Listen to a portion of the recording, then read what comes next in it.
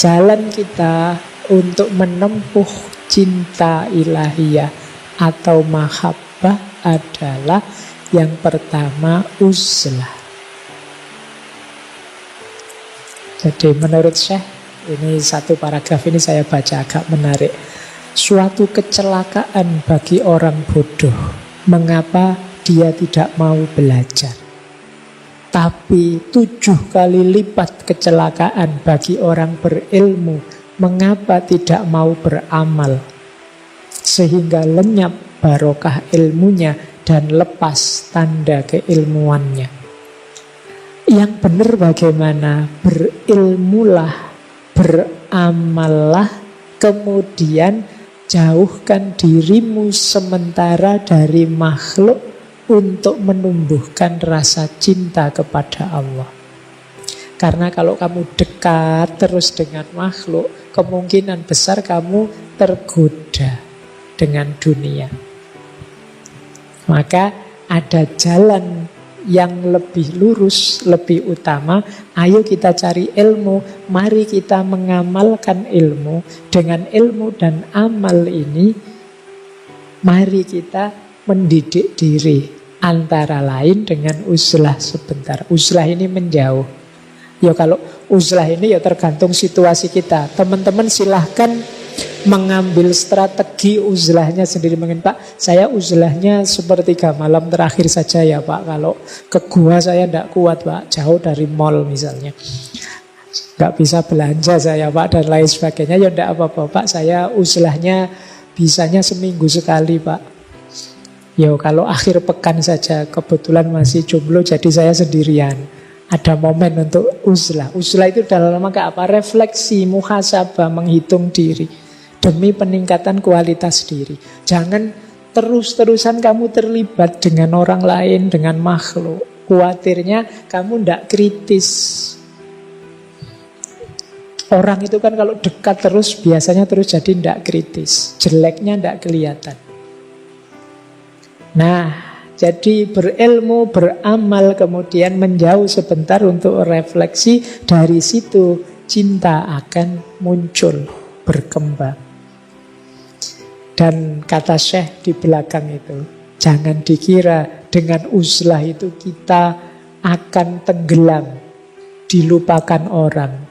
Kata Syekh banyak cerita dengan kehendaknya Allah, justru perbuatan itu mampu memasyhurkan, memperharum namamu di hadapan makhluk. Bahkan semakin menambah bagianmu. Kadang-kadang kan kita heran, para aulia, orang-orang yang dicintai Allah ini kok rasanya kerja apa ya mereka, tapi kok kaya-kaya ya. Kok selalu seolah-olah datang sendiri rezekinya. Mereka masyhur, terkenal, banyak orang ngerti tanpa harus bikin akun Instagram, YouTube dan lain-lain.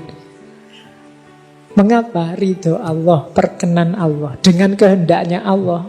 Kalau Allah menganggap bahwa kemasyhuranmu bermanfaat bagi umat, insya Allah akan ditakdir masyhur, harum nama demi kemanfaatan makhluk. Kalian tidak usah sibuk mikir itu. Sibukmu adalah memperbaiki diri, mencintai Allah setulus mungkin. Jadi rumus pertama uzlah. Rumus kedua ridho, apapun ketetapannya. Orang yang dicintai Allah tentu rela atas ketentuannya, tidak memerlukan pertolongan dari selain Dia. Baginya kepahitan seorang fakir adalah kenikmatan. Ridho kepadanya dan merasa nikmat jika bersamanya. Letak kaya itu di pikiran. Nikmat jika sedang merasakan sakit, jinak jika berada dalam ketakutan. Alangkah beruntung wahai orang yang sabar, wahai orang yang rela, wahai orang yang memadamkan hawa nafsunya. Saya lanjutkan. Pecinta Allah adalah tamu di sisinya.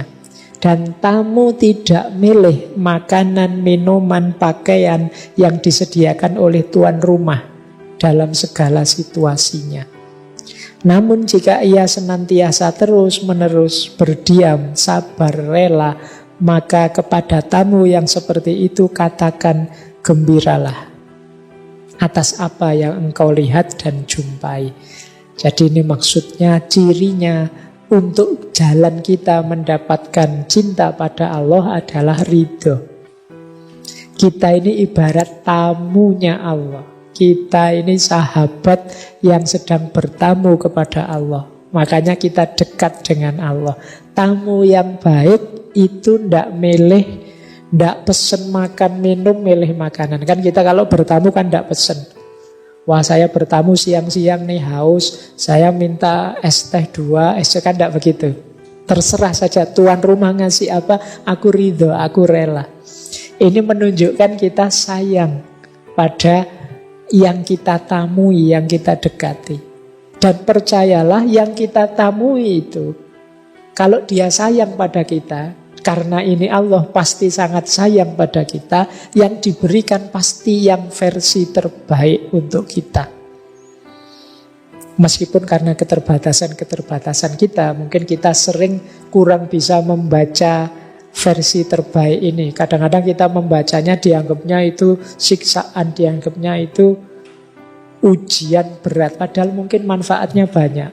Kayak kita bertamu terus disuguhi jamu misalnya, itu kan bagi kita, wah, orang bertamu kok disuguhi jamu, ya ini dianggap kita orang sakit, apa pahit loh, itu ndak enak diminumnya. Kita ndak sadar bahwa disuguhi jamu itu nanti selesai bertamu kita akan segar luar biasa. Daripada kita disuguhi teh yang sangat manis, yang nanti begitu pulang nanti gula darahnya naik misalnya, dan lain sebagainya ilustrasinya. Maka ridhoi saja, relakan saja apapun pemberian Allah. Nah, jalan mahabbah yang lain adalah ibadah. Jangan lupa Syekh Abdul Qadir Jailani itu selain sufi juga faqih. Jadi beliau madhab Hambali. Bahkan ada yang bilang beliau ini pernah jadi mufti di Mesir. Nah, kata Syekh, jika ibadahmu benar, pasti Allah mencintaimu. Itu yang engkau rasakan di hatimu, yang membuat hatimu mesra bersamanya. Takorrub pun tanpa disertai susah payah, dan engkau tidak merasa kesepian karena Allah bersamamu. Lalu engkau terus-menerus ridho kepadanya dalam segala hal. Bahkan andai saja dunia ini terasa sempit dan peluang-peluangnya tertutup bagimu, engkau merasa Allah yang maha luas tetap bersamamu. Jadi orang yang mencintai itu, jalur yang diambil adalah jalur ibadah, pengabdian total sepenuhnya kepada Allah. Jadi kalau ada yang nganggap wah sufi itu sudah tidak sholat lagi, tidak ibadah lagi, tidak.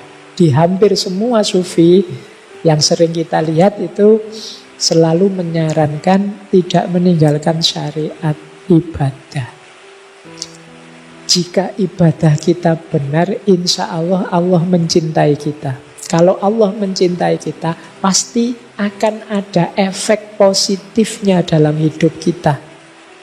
Pasti akan terasa. Kebaikan-kebaikan akan kita lakukan, takorrub yang kita lakukan itu akan berjalan tanpa susah payah. Kita tidak akan kesepian lagi. Kita akan lahir ridho pada Allah. Tadi kan kita disuruh ridho. Kalau kita aktif dan semangat beribadah, di antara keistimewaan yang dianugerahkan Allah adalah ridho dan juga kelapangan hidup. Nah, ini jalan ibadah. Saya lanjutkan. Nah, jalan lain mahabbah adalah bagaimana kita jadi rahmat bagi sesama. Jadi berarti apa? Kalau kita sudah mencintai Allah, jalan yang lain untuk menumbuhkan cinta Allah pada kita adalah mari kita bekerja, kemudian mengambil manfaat dari kerja kita, membantu fakir miskin, menjadi rahmat bagi sesama. Ringkasnya, mari kehadiran kita bernilai positif, kontributif pada sekeliling kita. Jangan hanya kita seneng-seneng gembira karena kedekatan kita pada Allah, kita juga harus peduli sesama. Kita juga harus ikut bersama-sama ngajak mereka, ngajak yang lain untuk juga dekat dan mencintai Allah. Berarti hadir kita jadi rahmat bagi sesama. Kata Syekh, beliau mengutip sabda Rasulullah, manusia itu adalah keluarganya Allah. Dan manusia yang paling dicintai Allah adalah yang paling berguna bagi keluarganya. Mari kita jadi orang yang paling berguna bagi keluarga kita. Siapa keluarga kita? Manusia. Semuanya saja. Ini jalan cinta. Jadi jalan untuk menumbuhkan cintanya Allah pada kita dan cinta kita kepada Allah.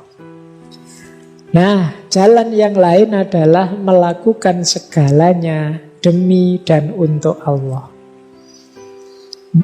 Jadi kalau ini sudah sejak awal tadi kita jelaskan, orang yang mencintai itu melakukan apapun niat awalnya karena Allah dan tujuan akhirnya untuk Allah. Mengapa aku melakukan ini? Karena aku tahu Allah ridho dengan yang aku lakukan ini dan tujuannya juga untuk Allah. Jadi dari Allah menuju Allah.